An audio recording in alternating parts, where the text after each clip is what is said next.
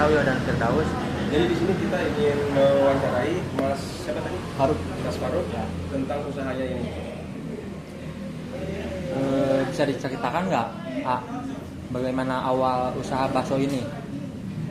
Ya. Usaha ini dimulai pertamanya habis kuliah. Oke. Oh iya ya. Jadi pas ketika saya lagi nyusun skripsi, justru saya tuh bukan kepikiran kerja. Oke. Karena tadinya kan, gitu, usaha. tadinya kan saya magang juga.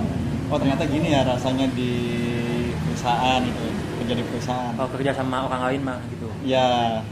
Dan pas kuliah juga saya nyoba-nyoba usaha tuh. Ternyata kayaknya lebih asik usaha gitu kan. Lebih bebas ya. Ya lebih bebas. Jadi setelah kuliah tuh, pas lagi kuliah tuh, pas lagi skripsian, saya tuh berpikir apa nanti buka usaha aja gitu kan. Kayaknya lebih menjanjikan gitu. Kalau misalkan besar kan yang besar, istilahnya usaha saya sendiri. Gitu. Iya betul. Jadi effortnya tuh benar-benar Kerasa ya. sepenuh hati gitu kan istilahnya. Nah jadi pas skripsi nyusun tuh berdua sama teman saya, gimana bro gitu istilahnya, nanti setelah kuliah kita buat bisnis aja. Tapi awalnya tuh kita bingung bisnis apa.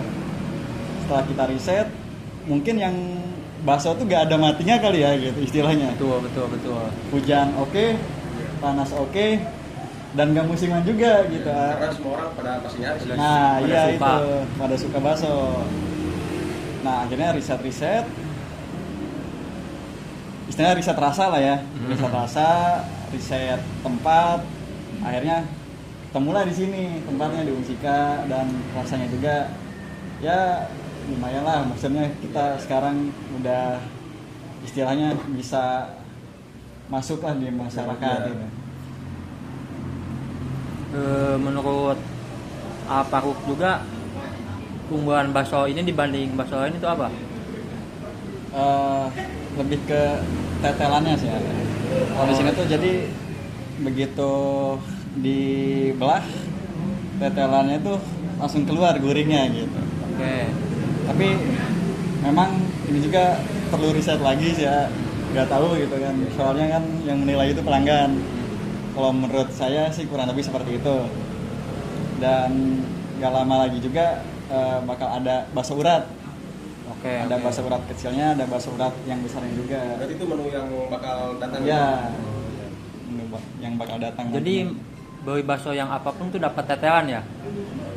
Nah kalau itu tergantung, biasanya kalau kita tuh tetelan tuh gak ngasih gitu. Itu tuh sekeperluan pelanggan aja gitu. Kalau misalkan request gitu. Ya baru dikasih. Kalau enggak biasanya kalau sore-sore gini, misalkan saya tutup jam 9, daripada tetelan nggak habis gitu kan, mubazir, ini dikasihin gitu.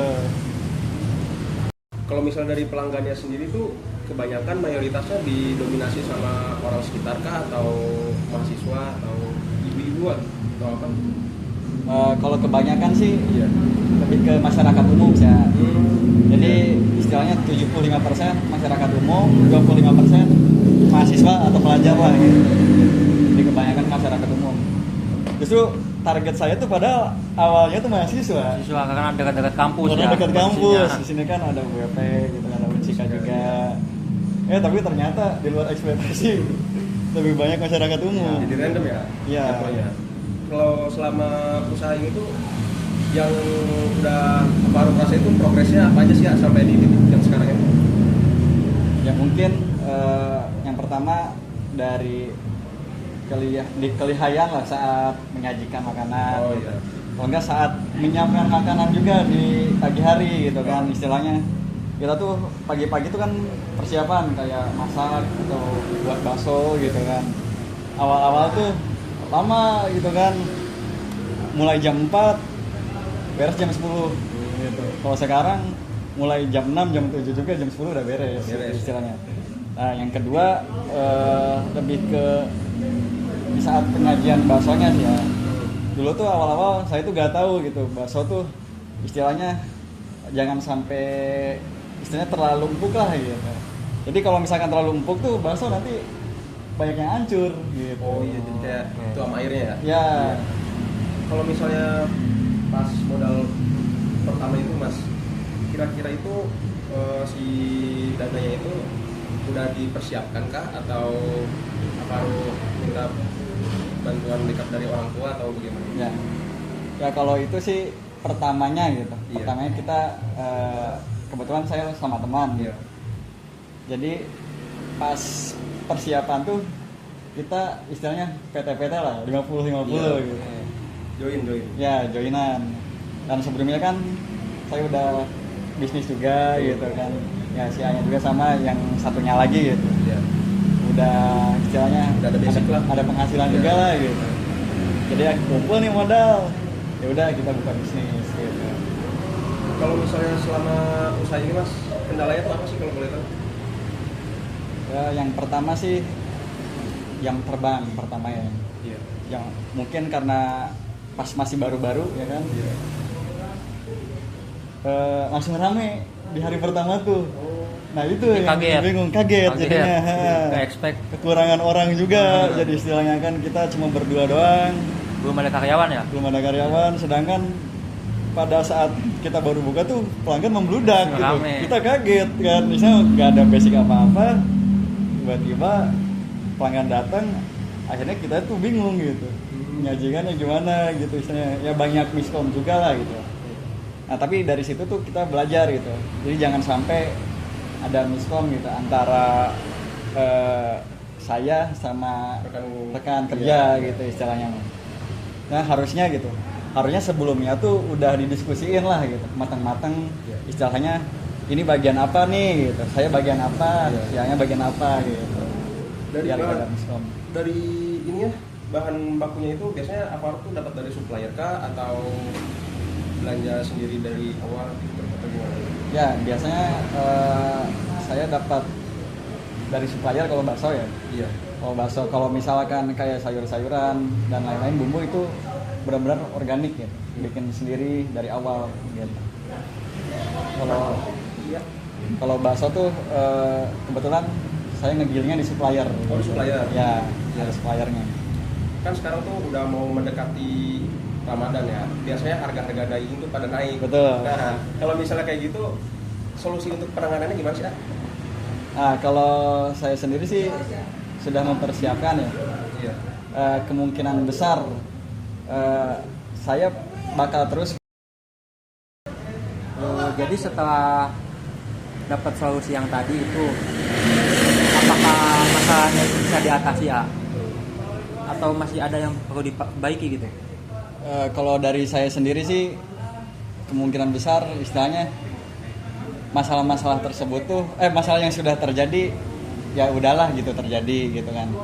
Tapi kita tuh istilahnya nggak tutup dipungkiri gitu, masalah itu tuh bakal terjadi lagi gitu kan.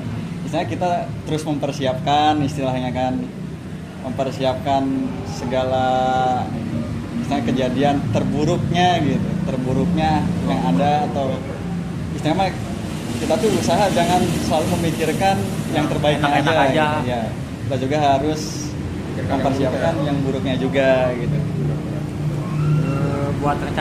Buat rencananya ke depan itu ada apa lagi itu buat mengembangkan usaha ini?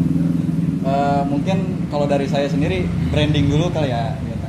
Oke. Yang pertama branding, istilahnya ya ini kan tempatnya masih seadanya gitu kan.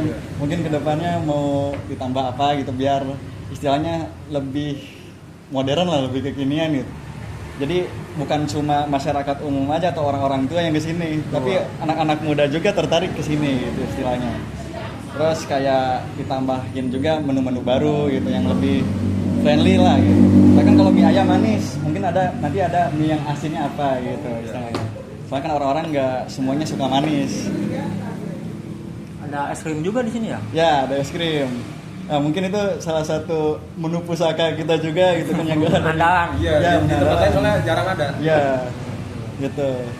Mungkin itu novelty-nya. Jadi ada IG juga kan ya, ada medsos. Ya, ada. Instagramnya @baso_pati disatuin. bakso Underparty. Iya. Ya.